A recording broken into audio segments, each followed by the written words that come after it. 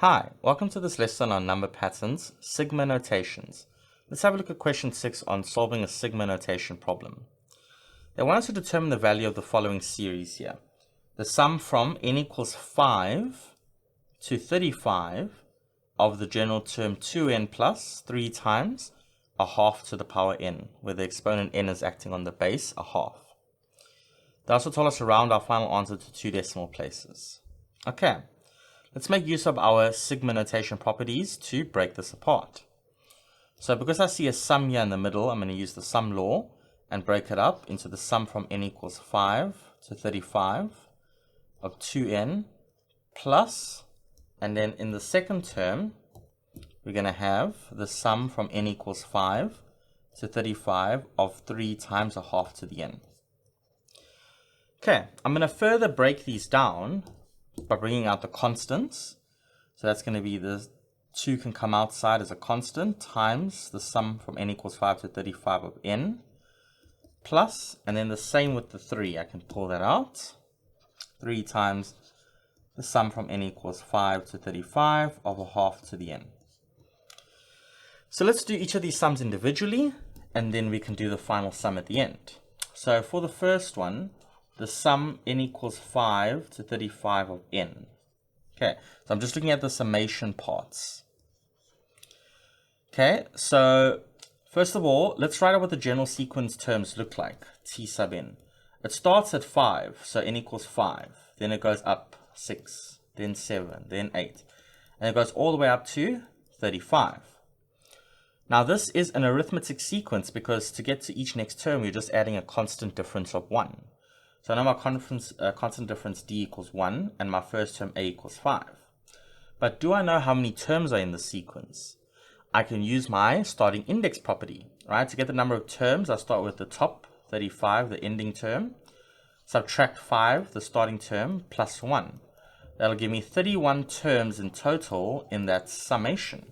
So n equals 31. Now that I know all the important information, I can go ahead and use a series formula for an arithmetic series. So I'm going to use this one here, Sn equals n over 2 times a plus l. Because I know what my n is, it's 31 terms. I know what a is, it's my first term. I do know what l is, my last term, it is 35. So if I do that, it's going to be 31 over 2 times 5 plus 35. So it's going to be 31 over 2 times 40. 40 goes into 2 20 times. 20 times 31. So that's going to be 600 plus 20. I would say 620. Okay, so that's the sum from n equals 5 to 35 of just n. Let's do the second one. The sum from n equals 5 to 35 of a half to the n. Again, just dealing with that summation part here. So again, if I write out the general sequence of here, I'm starting at n equals 5, so that's a half to the power 5. The next term is a half to the power 6, then a half to the power 7, all the way to a half to the power 35.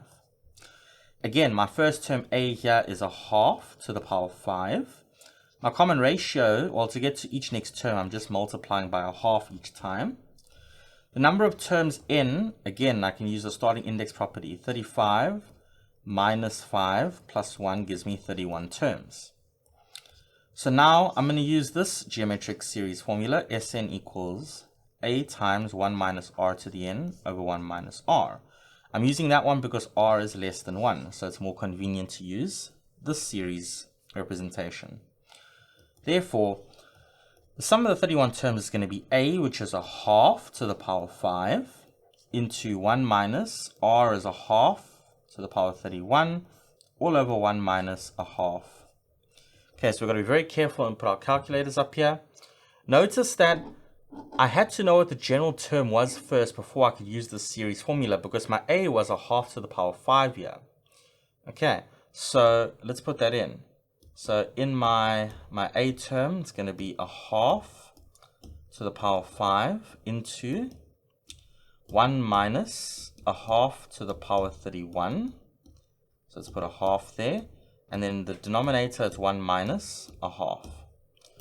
So I get 0.062499999997. So I'm going to automatically from here, I'm not going to round off yet. I'll round off the final answer. So I'm just going to keep that on my calculator for now and put it as 0.06249, so on. Okay, so I'll just leave it like that for now. Okay, therefore, the final solution is therefore given by this. So that's going to be equal to 2 times 620, because that's what the summation of the first term was, plus 3 times this guy here, which we just found is 0.06249, so on, equals. So 6 times, or 620 times 2, that's 1,240, plus that whole mess there.